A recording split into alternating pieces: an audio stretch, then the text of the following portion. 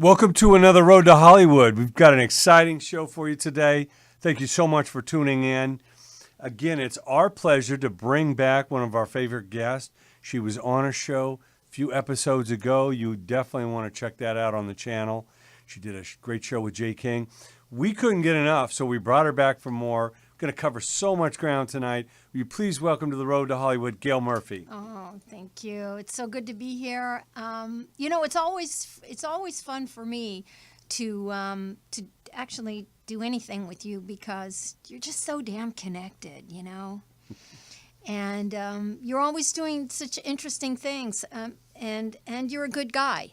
So for me, this is a very fun thing, and I think just doing this show is such a strong way of giving back, and it's such an important asset in the business that we're in that if I had a hat, I would be taking it off to you right now.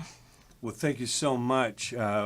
You have gotten me fascinated because I feel that we these days, no matter what part you're in, whether you're a performer, writer, producer, manager, agent, publicist, whatever you do, you really want to be a master of not only your craft, but know as much about the rest of it. And having conducted kind of like you, thousands of interviews over the years, I'm fascinated by which ones stand out, who's got something to say, and who was a bore. And so the art of any of this, whether it be songwriting, production, performing, imaging, photography, video, it's really fascinating. And I feel that you've got, a command on the art of giving an interview more than anyone I know. Well, and I think that's such an important part of the business these days. Well, it's really the art of storytelling. It's all about the story. When I wrote my book, Interview Tactics, the first quote that I used is from Don Hewitt, the TV pioneer who was the incredible television guy responsible for 60 Minutes, which has been on the air a very, very long time, 40 years plus, I think. Wow. And so I have a quote from him that says, "Don't forget, it's all about the story, and make it a good one." People read magazines, newspapers, blogs,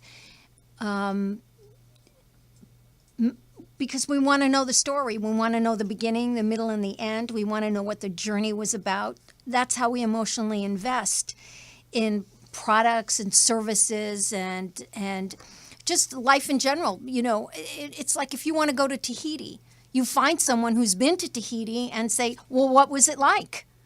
And if you say, "Oh, well, you're near the water and you're in the sun, it's fun," you're going to walk away going, "Well, that wasn't very productive." But when you find someone who has a really good story that has a beginning, a middle, and an end, you get to emotionally invest in all the different parts of the story, and you get to pick the part of the story that actually works for you. And you think, well, okay, so I won't go here when I get to Tahiti, but I will definitely go here. How do you spell the name of that again? And so it really is about the art of storytelling. Therefore, that's just the platform to which you jump in with. So you need to know that you have to have a good story. So to get back to your question is, what makes a good interview and what makes a killer interview? It's what kind of story are you going to tell? So as someone who's being interviewed, you have to relate to me on a very human level.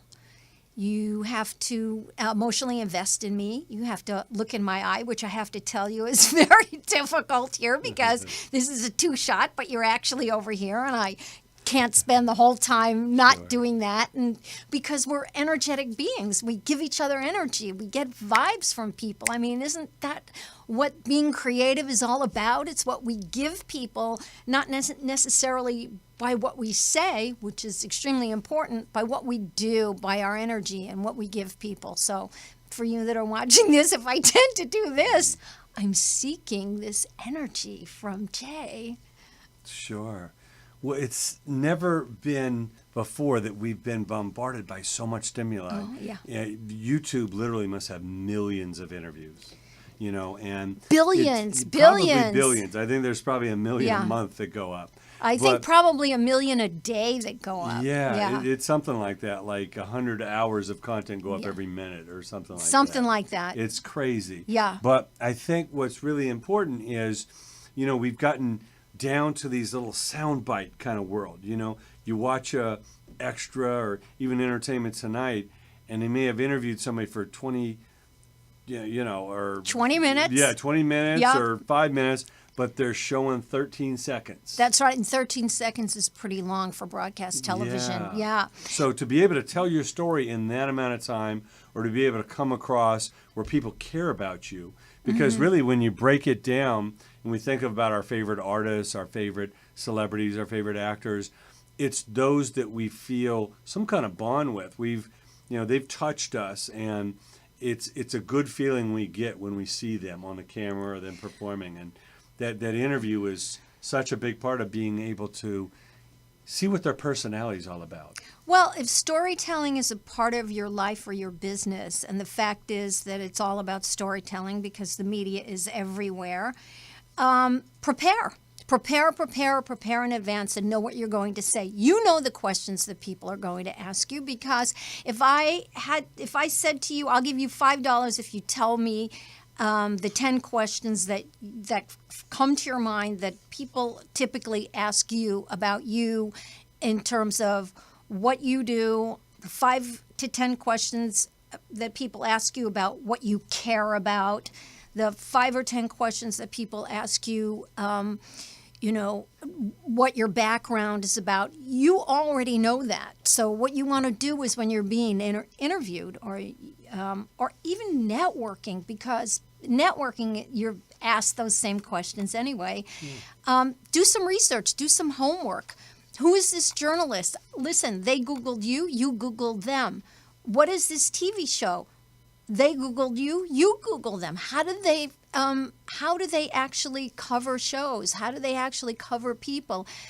National Enquirer, National Public Radio. So do your homework, be prepared. This is your business, this is your product, this is your service, this is your artwork, this is your CD. And be prepared. And the reason why we have to talk in sound bites, which are,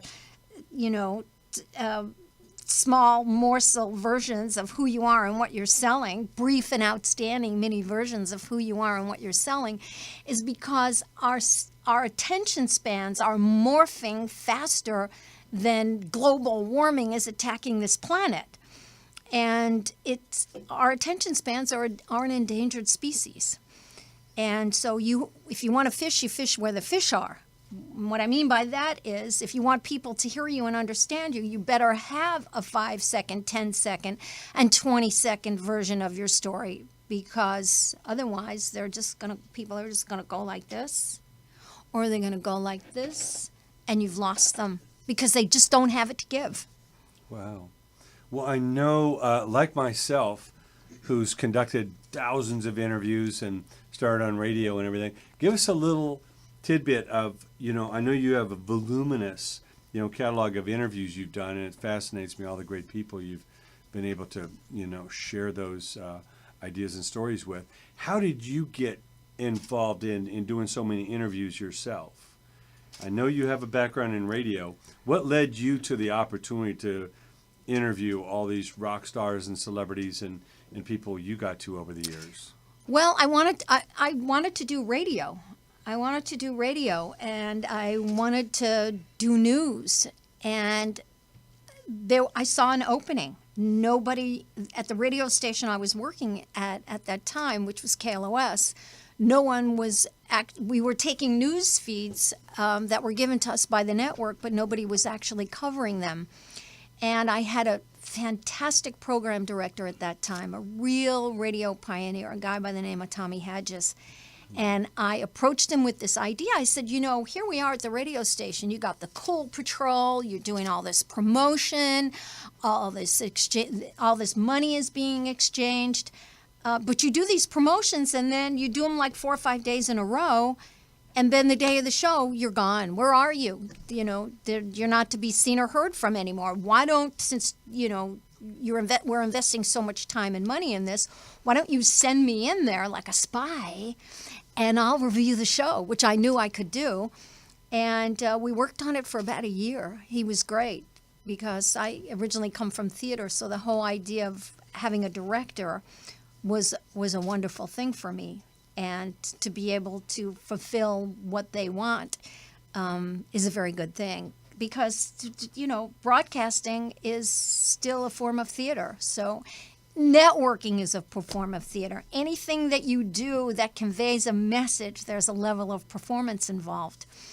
And so we worked on this, and I was just blessed that simultaneously to this whole thing, ABC was starting up a brand new radio network called the Rock Radio Network, and I get this email from New York saying, "Oh, we understand you're the new person over there at KLOS and you're doing news, and we're starting up this new network. We'll pay you $25 for each piece that you can write and produce." I was like, $25? Are you kidding me? I could do 8 of these a week in a coma.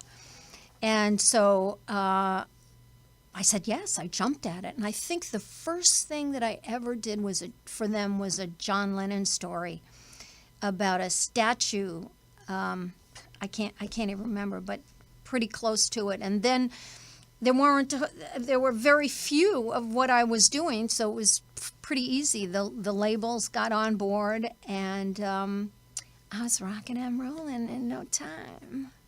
Well, I kind of liken it to, sports where the best coaches are the great players. You've gone through this great history of playing and then being able to coach others, and I see that similarity in doing so many interviews because I've done a lot myself, and then you kind of get a feel for, again, the art of it, and I think you're able to coach others, from your experience of what makes a good interview, what worked best. I've done about 15,000 interviews in my career, and it's so interesting that you should say that because I have a framed picture of Phil Jackson in my office. I mean, I'm a Laker fan, okay? Not Chicago, but not the Bulls, but the Lakers. But Pat Riley, I remember I was backstage at a Rolling Stones concert, and I did an interview with Mick, and it was great, and we did the whole thing, and all of a sudden, Pat Riley walked past me, and I, like rigor mortis had set in. I was like, oh, my God, it's Coach Riley. Those things really get you. And Phil is very prolific in giving advice and talking about his journey, and I always listened to everything he had to say. Also, Pat Riley. I was doing this 25 years before I ever even occurred to me to expertise myself and become a media coach and the celebritizer. But I guess part of me knew and was sort of planning for it. Yeah. Well, again, I think, besides making great art, whether it is music or your TV show or reality or anything, I think the one thing that separates, some of the great stars from the also-rans is their public persona. And obviously, besides their physical, image that they've created, and of course their stylists and makeup and hair and all that involved. So why wouldn't you take what comes out of your mouth a little more seriously and really prepare that, just like you do for your, your musical performance or anything that you do. I think it's just, winging it or just hoping that you say the right things is not enough these days. It's not enough. You can't do it. They did a survey in England about 2 years ago. What do you want to be when you get out of school? I think it was from 15-year-olds to 17-year-olds. What do you want to be? And I think 68% said they just wanted to be famous. And so the person that did, or the group that did the survey, went back to the survey group and said, famous for what? And they were unable to identify what they wanted to be famous for. So a lot of people want to be celebrities, but it's not enough. And then again, what do you want to be famous for? Do you want to be famous the same way Paris Hilton became famous or Kim Kardashian became famous? There's actually legions of young women now trying to take that path, and it's not going to work. It was just a moment in time, and I guess you could say they lucked out or something, but you have to be famous for something, and celebrity is something that comes. It's the result of something. It's not it doesn't lead the way.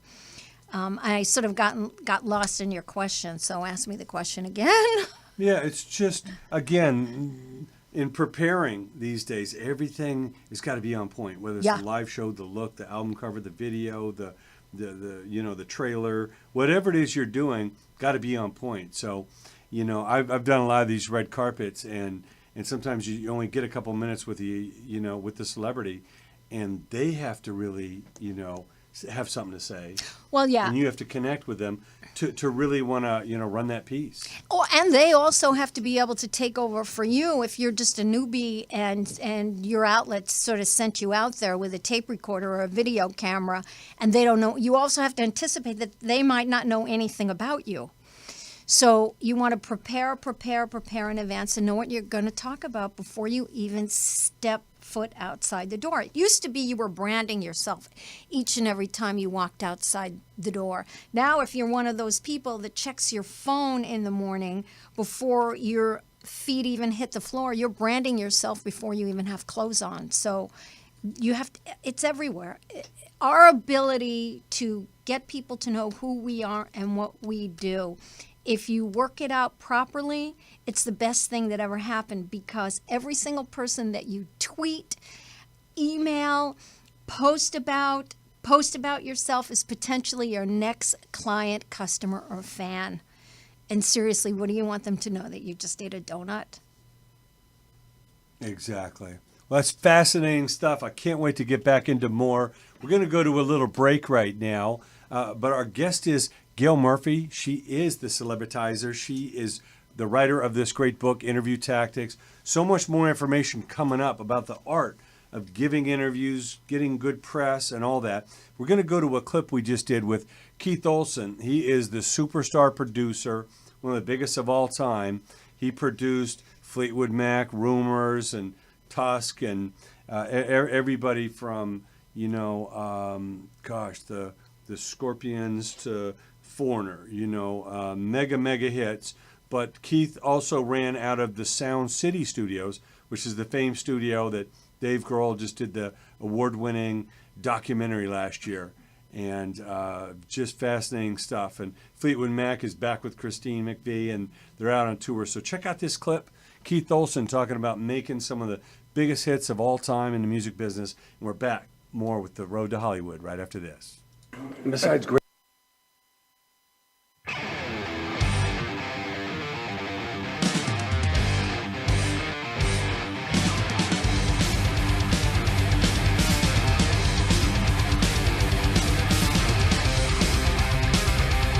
You need to know who inspired you. Who were your heroes growing up? Who inspired you to want to make music? I just thought what a great job this would be to be able to play all day long, never leave the sandbox, because everybody likes playing in the sandbox. And I thought if we could play music all the time or record music, it's like playing in the sandbox. So who actually inspired me? Well, geez, it was Led Zeppelin, it was the Beatles, it was, The Stones, everybody it was, mostly Zeppelin and the Beatles. Wow. They were the ones that said, oh my God. First off, the Beatles said it could be really cool and really complex, and then Zeppelin said, no, it isn't. It can be, and it's all about feel and power. Totally. Now you've had a storied career. So many artists we've ended up with. Give us that quick kind of path of when you started recording and how it elevated to you. Actually, we were just talking about being at Sound City and then opening Goodnight LA. Well, actually, excuse me. It started when I formed a rock and roll band. It was, with Sean Bonnewell and a couple other guys like Mark Landon and Ron Edgar and Doug Rhodes. We formed the Music Machine, and we had Talk, and it was from there it went, it started ballooning and just mushrooming from that. And then got into Sound City, got involved in Sound City. It was all about that sound, and then by a fluke, kind of got to have a little bit of ownership of the place, and then got to design a console that seemed to be, the dividing line between so many people's lives before and after. Was that console at Sound City. And so then it was Buckingham Nicks, Fleetwood Mac, and then on to Foreigner, and Grateful Dead, and Santana, and Heart, and then over to Goodnight LA, where it was Benatar and Springfield, and on and on and on. And then it was the fun stuff with Ozzy and the Scorpions and all the Whitesnake albums. And so it was really fun. And in fact, I spoke with David Coverdale just, I don't know, a month ago, and we were talking about how much fun we had making music. And it really was fun. And that's what it's got to be. I mean, take all this internet and these shortcuts and the widgets, take all that away. If it's not fun, what do you got? Well, if it's not fun, it's like work. But you're supposed to play music. You're not supposed to work music. So when it becomes work, it's no longer really fun. Yeah. Let's talk about those classic, Fleetwood Mac era. So it was Lindsay that you met first, or how did that evolve? I was one of the D-list producers. Well, that's I was, there was this guy who was a promoter and manager who had an act up north in San Jose, and he called all the A-list producers to fly up to see this band. And they all said, no. So he went on to the B list. Nobody wanted to go. Then he went to the C list. Then they came to the D list. And I said, hey, you mean I get a free trip to San Jose? Sure, I'll go up to San Jose and see a band. So I went up to see a band called Fred's. And it was, and Lindsay and the drummer picked me up in the band van, and I helped carry in the amps and helped set up. I was D-list. You got to remember it was. But I met Stevie and Lindsay, and Lindsay was a bass player then, and I thought, man, the two of them sing so well together. That's really special. And sorry to say, I didn't think the band was special, but they were. And so when I brought them back to Sound City and we started cutting, and I sold that project to a record company who funded the project, and we did Buckingham Nicks. And then from that, I played that album for Mick Fleetwood, and then he said, do you think they would want to join my band? And then it went, so then I did that project, and then that album just took off. It was a defining album of 1970 something or other.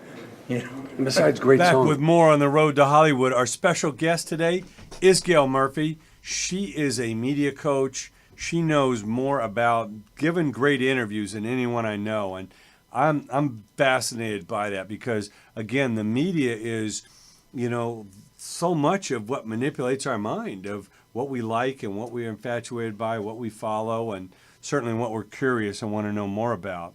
And, we have something in common in the fact that we've, done a lot of interviews, given a lot of interviews, or taken interviews from a lot of people. So it's really amazing what makes a great interview tick. And today we're talking about a lot of the tips in her book. She's got a great book here called Interview Tactics. And, one thing we're talking about, Gayl, and you can expand upon some of the things in your book, is that really learning how to give that elevator pitch or be succinctly in, what you do translates not only in giving an interview to the media, but like you say, just introducing yourself at a cocktail party or a networking event or something like that, how you present, what those power words are. And sometimes, obviously, people making impressions within the first 10 seconds you speaking. So talk a little bit about that, the power in the succinctness, because we're talking about that short-term, memory, or the short-term, it seems like the size of a gnat these days, the attention span. Yeah. So talk about the need to succinctly be able to get your point across. Well, the interesting thing is that you have to have at least 4 or 5 different versions of your story. You have the 2-second version, the 5-second version, the 10-second version, the 20-second version, the minute and a half version, and the New York to LA sitting next to somebody that you always wanted to meet version. Now, we do this in our lives always. It's like if somebody asks you where you're from, you can just say where you're from. But if they say, oh, I'm from there too, or do you know this person, you have all these different stories that you can just automatically just plug in. Well, we have the same thing with our business, product, and service, but it's with much more intention and much more focus. And so you have to anticipate what the questions are going to be. It's really important when you have a business, product, or service that you do a lot of networking, because that's where you get to practice all of this.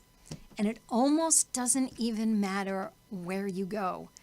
The idea is to stay within your industry. So you will always get someone coming up to you and saying, so, what do you do? Okay? So who are you? What are you selling?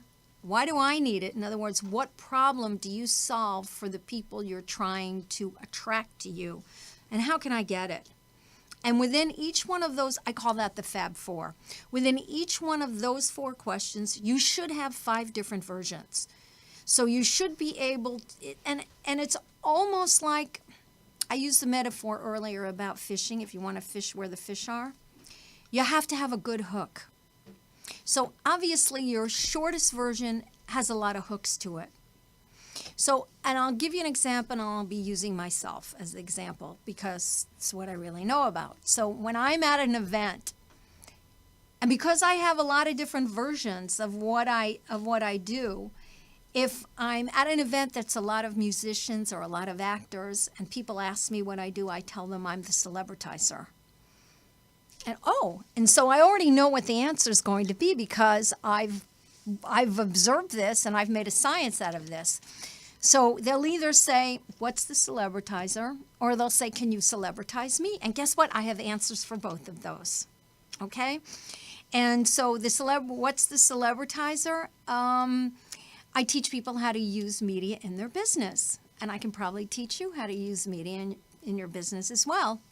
The other one is, can you celebritize me? Of course I can. It's what I do. I celebritize actors. What kind of media are you doing? So it's really all about engagement. And it's all about creating some kind of engagement. Social media thinks they have a lock on it when they say, don't try and sell anything.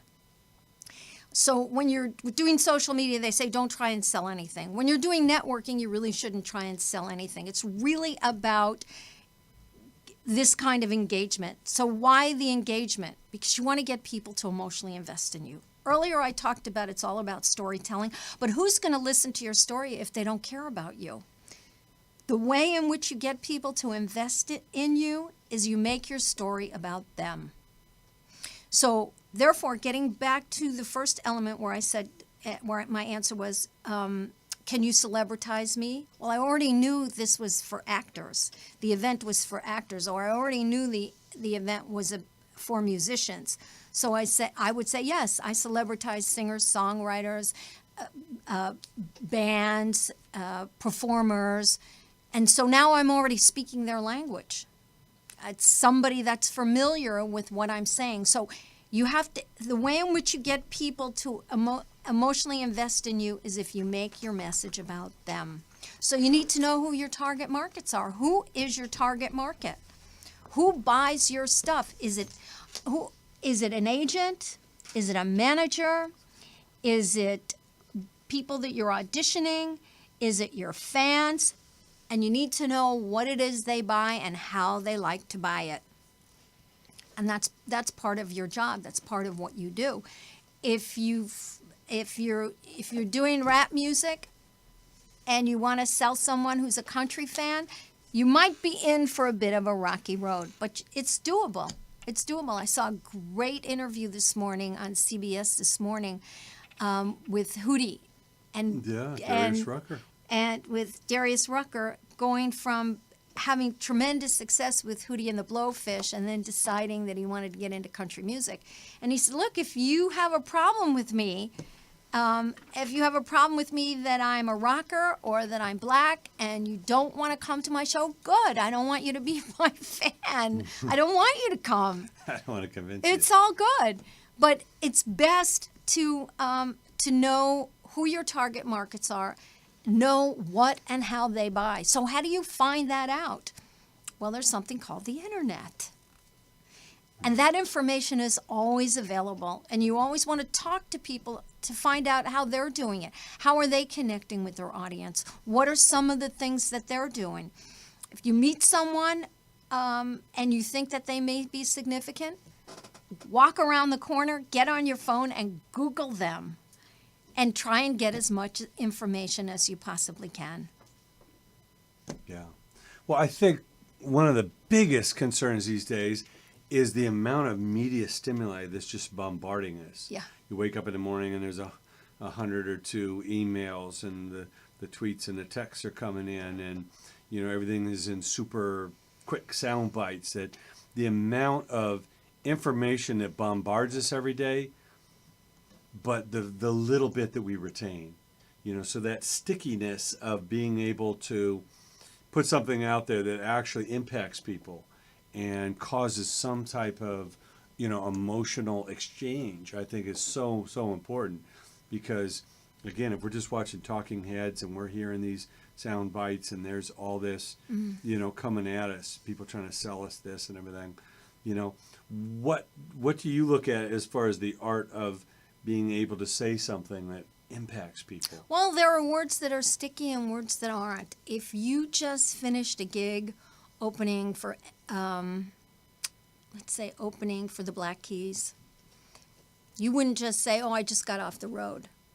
Because you want to open that door and you want to start that engagement and you want to start making that happen. You need to say where you opened for them and where it was. Because you just don't know. So you want to give people information. It's like, I compare it to this salad bar at Sizzler, okay? Nobody's going to sit down and eat the entire salad bar. So they're going to have a little of this, they're going to have a little of this, they're going to have a little of this, and then if they decide they like it, then they're going to ask for the menu and order something. It's the appetizer. So you have to do what I call set the table, and you have to give them something. So if somebody asks you if you're a musician, tell them what you play. Tell them who you've played with. But keep it tight, keep it focused, keep it compact. Yeah. So a lot of these names... Because people want to know what they already know. Yeah. So you have to tell them what you're going to tell them. Tell them what you have to tell them what you're going to tell them. Tell it to them, and then tell them what you just told them. So, for example, if I told you that I dated George Clooney, or that if I told you that George Clooney was my boyfriend, 50 years from now, you might not remember who I am. You might not remember that we were here, but I guarantee at 95 years old, you would say, I used to know a girl who dated George Clooney. Now, why is that? Because it's something you're already familiar with. So if somebody asks you what your music is like, take a second. Think about the conversation that you just had with them. If they're over 50, they may not know who some of the newer bands are. Okay? If they're in their 20s or 30s, you have to use familiar names. You have to know your market.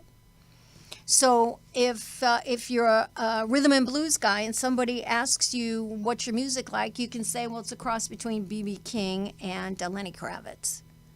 So at least you're connecting the dots for them, because people also like, until they know you, they'll follow you to your car if they like you.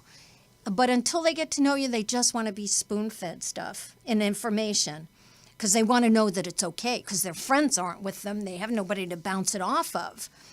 And so you have to give them something that makes it okay. Not only that, you need to be able to follow it up as well. And I'll use myself as an example. I chose the word celebritizer. It's a made-up word, but it has bling to it. I mean, it's media. I don't know if she's a celebrity, if I ever met her before, but maybe she hangs out with, this is worth another 4 seconds. This Kind is of like an energizer Yeah. in the celebrity world. Yeah, this is, it sounds familiar, but I don't really know what it is. I remember hearing a pitch from someone. They had a product called Low Jack for Dogs. That I don't remember the name of the product, but you know what it is. It's something that helps you find your dog. So you want to try and make it as easy as possible without making it too, as the Brits would say, without getting all precious about it. And just sort of put it out there, but just something that actually does the job for you. And you have to have a business card, for God's sake. And you have to have a website. And you have to have a place where you live on the internet where people can actually go and find you and experience you. Because what they may do is go around the corner and look you up on their phone and listen to your music and come back to you 5 minutes later and say, I just listened to those tracks, because you don't know them. And you might think, oh, this person's so disinterested in me. And they might be very captivated by you. And also, if you have a website, you want to give away free stuff. If you're an author, if you're an expert, you want to give them tips. If you're a manager, you want to give them information that's helpful for them. The 5 things you should always know whenever you're taking a meeting with a record executive. The 5 things to avoid when signing a contract if you're a lawyer. Just give them some information, because it will connect you to them. And you become, as far as they're concerned, an expert, because they could have driven off a cliff without one bit of information that you've given them. It's amazing.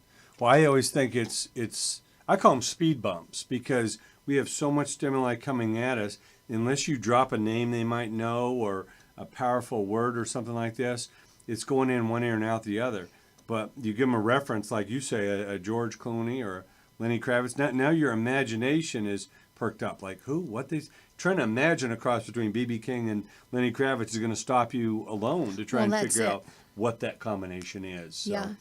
I call them speed bumps. Our guest today is Gayl Murphy. She's an amazing celebritizer. She's the media coach to the stars. She can help you.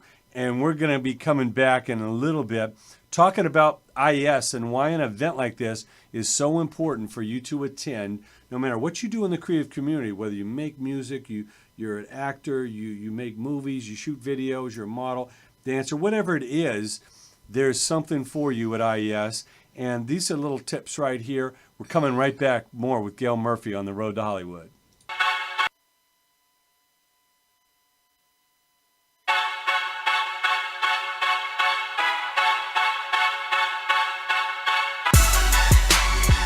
Hey, what up? This is Corey from Slipknot. This is Matt Sorum from Velvet Revolver.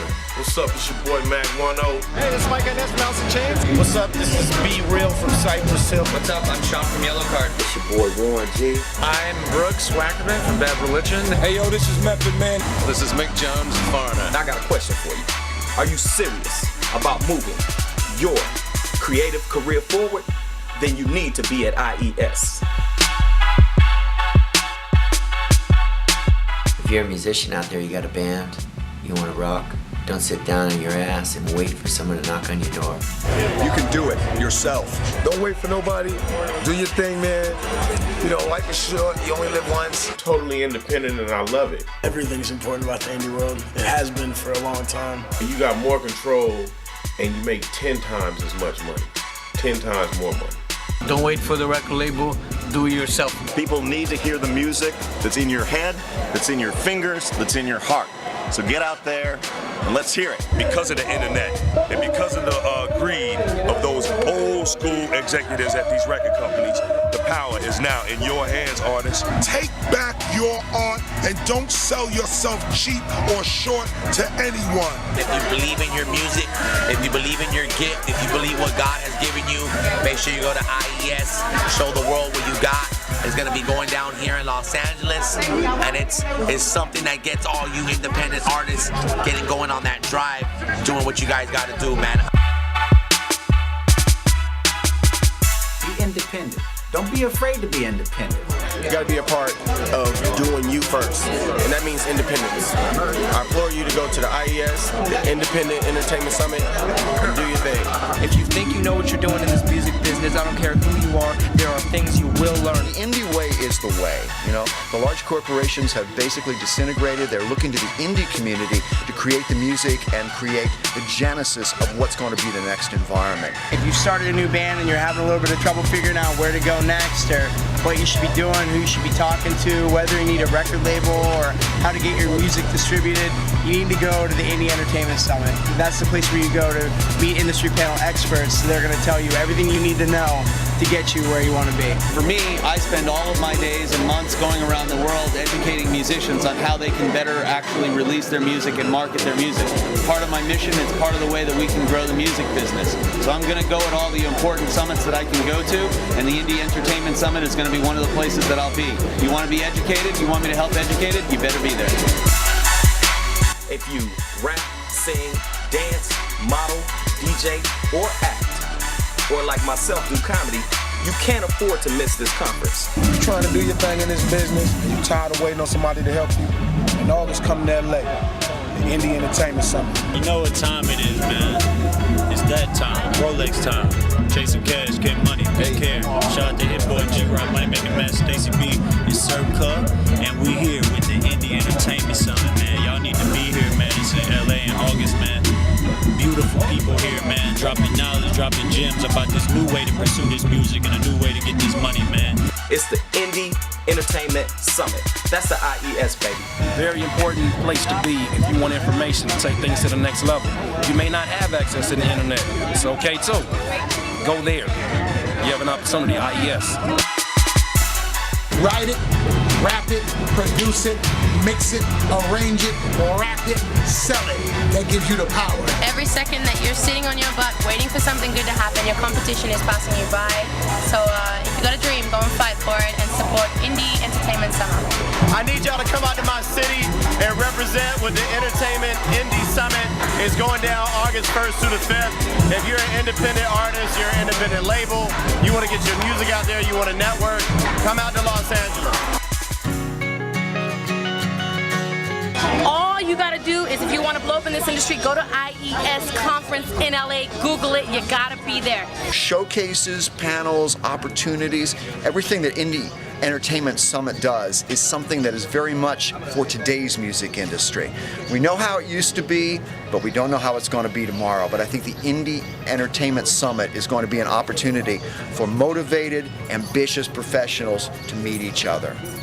Music business is a hard thing to break into.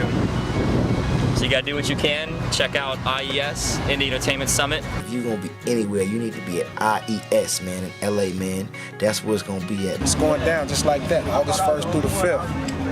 IES, man. If you ain't going to IES, you ain't gonna live to be an artist. You know why? IES, feed your mind, feed your soul. Get a good lawyer. They'll teach you which way to go. If you're serious about your music, where do they need to be? You gotta be at IES, yo. What's that? Indie Entertainment Summit. You should check it out at IES.com. Hopefully this will become an annual event that we'll all be going to many years from now.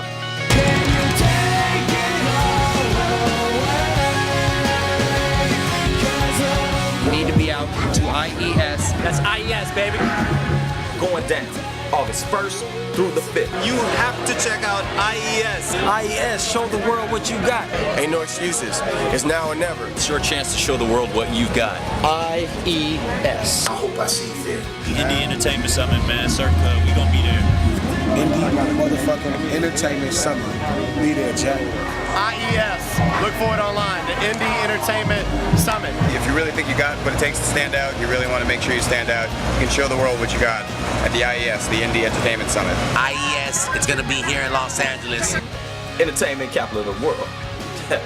If you ain't there, you're nowhere.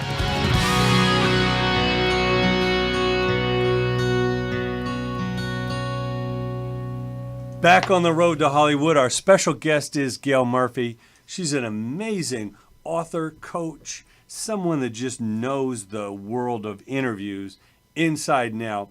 I can't get enough of it because, again, being a student of the game and a master of many crafts that you need to be these days, especially if you're a performer, an artist, or someone in front of the camera, it is a definite art. And some celebrities we can't get enough of. If we got 5 or 10 seconds of them, we're, just excited about that.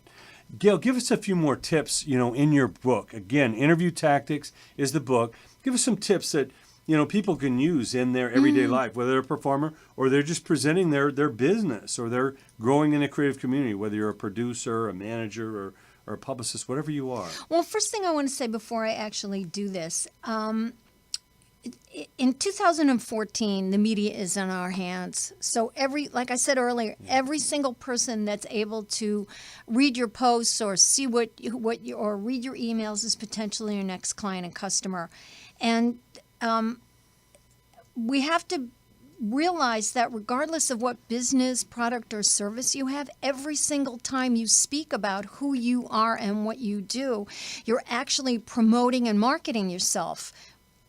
The whole idea is to take that and do it with intention. So if you don't have enough time or you can't or you don't want to promote or market yourself, if you can't do that with the intention of a heat-seeking missile, who's going to do that for you? Nobody. Not even anybody that you know is going to do that. And the reason why they're not going to do it is not because they don't love you and not because they don't care about you, because they're just as busy as you are. So I'm just going to go over just a couple things here. I don't have them by memory, but for the most part I do. And that is, in order to be able to promote yourself, you have to be able to pitch yourself so that you can say who you are and what you do. And if you can't tell your own story, who can and who will? Not me, because I'm too busy, and not Jay, because he's too busy. And if you don't want to do that, you're in for a bit of a rocky road. And you want to be as honest and as upfront as you can with the person that's interviewing you or the person that you're engaged with. But it's really important that you relax and enjoy yourself and have a good time, because being interviewed, you get to be the star of the me show, starring me, or in this case, you. And if you don't focus on selling anything, but just focus on telling a story and disseminating information, you're actually really going to enjoy the process. When you're telling your story to the media, now the media is anyone or anything that has the ability to take your message and move it forward. So if I ask you how much media you've done and you tell me you haven't, you're not there yet, that's not where your business is at, what you're saying is, I've never written an email, I've never left a message on anybody's voicemail, I don't do social media, I've never been in a photograph, I don't have a business card. We're doing media all the time, 24/7, and we are now our own broadcasters, and the media is now in the palm of our hands. So your job is to capture their attention and imagination in the shortest amount of time. And the best way to do this is by using color and detail, because a good story is both the sizzle and the steak. So you want to set your story up, you want to paint a picture with your words using color and detail, and you want to drop the other person in. So for example, if I tell someone, oh yeah, I met Mick Jagger. Oh, wow. Oh, okay. That's really cool. Okay. All right. But if I said I met Mick Jagger in a limo or backstage, or what was happening and what were some of the color and detail, it's much more engaging, and it's also much more memorable. You want to prepare in advance and know what you're going to talk about before you tell anybody about your business. So that includes identifying who your target markets are, how they buy. You want to stay on topic and you want to stay focused. You want to be specific. You want to give color. You want to give detail. You want to give names. Remember, you're a reporter too, reporting your story. So you want to think like a reporter. Get it all straight. Get your timeline straight. You're also a storyteller, so you want to be memorable. You want to create and have as many colorful and intriguing sound bites ready at a moment's notice. They help tell your story. They help move it along. They keep it interesting. And you want to keep it interesting. Keep it newsworthy. If you just played a gig at a brand new club and the club is owned by, let's say, somebody famous, you want to mention the name of the club. You want to mention the name of the city. And whenever possible, you want to connect or incorporate your message with a story that's already making news. It's called piggybacking. This way, it becomes more of an attention grabber. Someone can say, oh, yeah, that's right. I heard about that. I read about that. Engagement. Media outlets especially are apt to run your story if it gets the feel of it's ripped from the headlines. You notice we had this airliner that went down in the Indian Ocean, and they're bringing in all of these experts. How do you get a story that's 3.5 weeks or a month old or a month and a half old or 2 months old or 6 months old? Because there's new information and they continue to piggyback off of something that people already know about.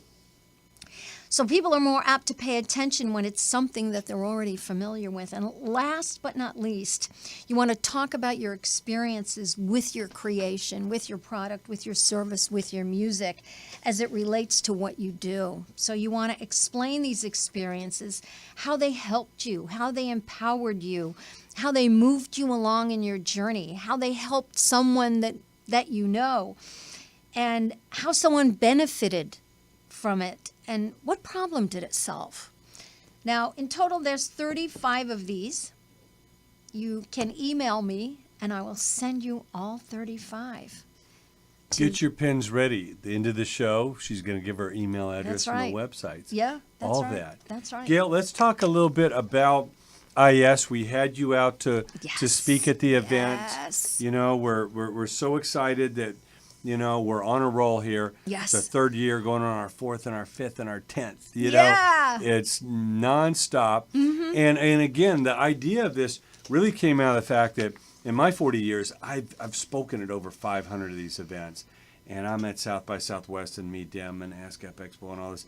And I'm always leaving feeling like, they left a lot out, you know, or it's just too techy or it's too specific. And you know, what we've done with the Indie Entertainment Summit is really give people a full picture and a very interactive experience where the speakers come right off the stage and they're mixing, and the networking is tremendous, and it's more intimate in the fact that we've got, you know, a reasonable crowd. You know, we're not in this big giant ballroom where you end up watching the video screen rather than who's in front of you, and you're afraid to ask questions because there's like 1,000 people in the room and things like that. And I think what's really resonating with so many people is the amount of information. You know, what's great about the indie world is we're all very free and giving. You know, I did an interview with Tech9, who's one of the biggest in the hip hop world, and he says, we give information. We don't, you know, unlike the major labels or a sports team or a political party that's going to be very secretive and very,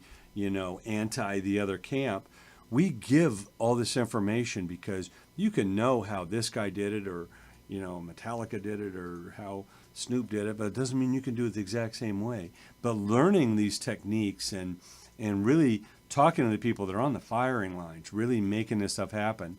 And again, you combine all these areas of giving great interviews and videos and how to get a viral video going, and the techniques of, you know, running your own business now, setting up your distribution or running your, you know, publicity or your, you know, your international, you know, attack. All this is so important because there are no record labels anymore. They're doing this for you. There are no movie studios that are grooming. we always hear stories about the old days of Motown where they came in and they taught you how to dance and then taught you how to take pictures and taught you how to do an interview and taught you how to perform on the stage. Mm-hmm. That doesn't happen anymore, So I think what's really great and we're so enthusiastic about is professionals like you and people from all the areas of the industry coming together and then sharing this information and being really approachable.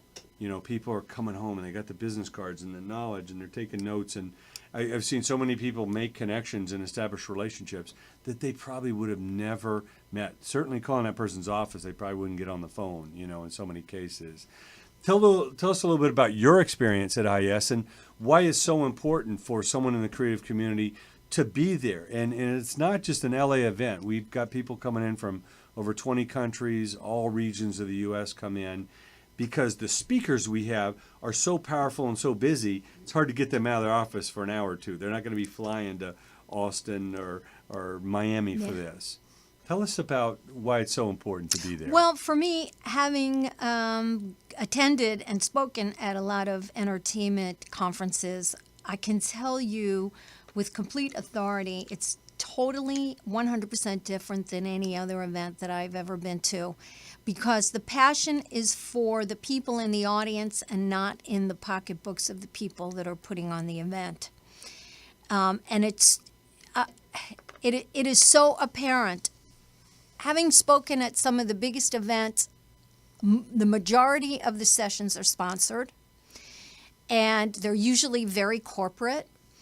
And in their sponsorship, they're not really interested in giving you a lot of tips, a lot of tactics, a lot of techniques. Maybe what they will do is pay some celebrity musician to actually be there, and they will tell you about their rocky road to success, but that was their rocky road to success, not your rocky road to success. So I want to know how that relates to me. Yeah. I want to know what that means for me. There's very little money in my telling you what that means for you, because you're not going to really buy anything from me. Only you know what that means for you. But if I tell you things that work across the board that maybe I won't make any money off of, that's really not going to happen in a lot of big conferences. That's number one.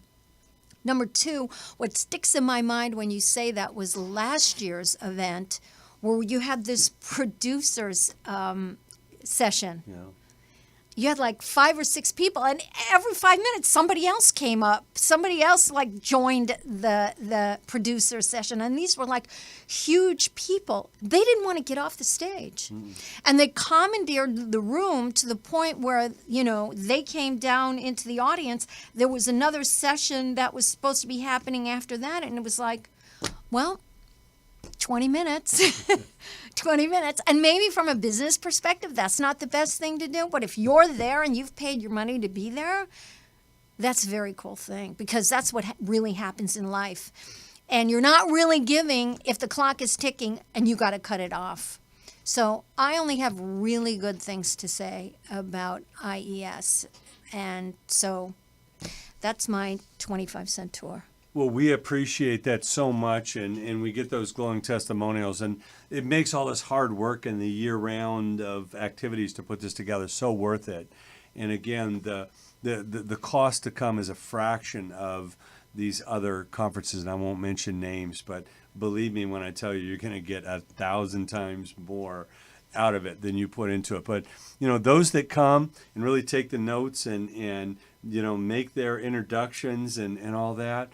That is just a priceless opportunity. So we're very excited, and among our honorees this year, we're just talking behind the scenes. People like Quincy Jones and Little Richard, the architect of rock and roll. He's right up there with Elvis Presley and Chuck Berry and the people that invented this whole new music that we listen to. And people like Bootsy Collins and George Clinton, Parliament Funkadelic, a big, big tribute to Tupac. And we're going to have Snoop, being inducted because his childhood idols were Bootsy Collins and George Clinton. And, from Nirvana to Green Day, from Metallica to Blink-182, it's going to be a very, very special edition. You do not want to miss it. You want to go to the website, IES Fest, that's short for festival, FEST, iesfest.com, and please reach out to us. And Gayl, please give us your email and website. Well, my email is Gayl, Gayl, at gaylmurphy.com, GaylMurphy. And, I was just thinking about this when you said it. It would probably be a really good idea for you to prepare before you go to IES Fest, because you're going to be meeting people like this and like that, like this. And every single person that you meet is going to go, so who are you? What are you selling? Why do I need it? What problem does it solve for me? Why is it cool? And where can I get it? So you want to bring business cards, but you may want to get this book also, just to turn your head around and that you're in that space. And I'll see you when you get there. Gayl at Gayl Murphy or Gayl at interviewtactics.com. Either one works, and I'll send you something for free. How's We that? highly recommend the book. Thank you so much for coming in, Gayl. You're going to see her and 100 heavyweights at IES. We can't wait to see you there. Thank you so much. This has been The Road to Hollywood.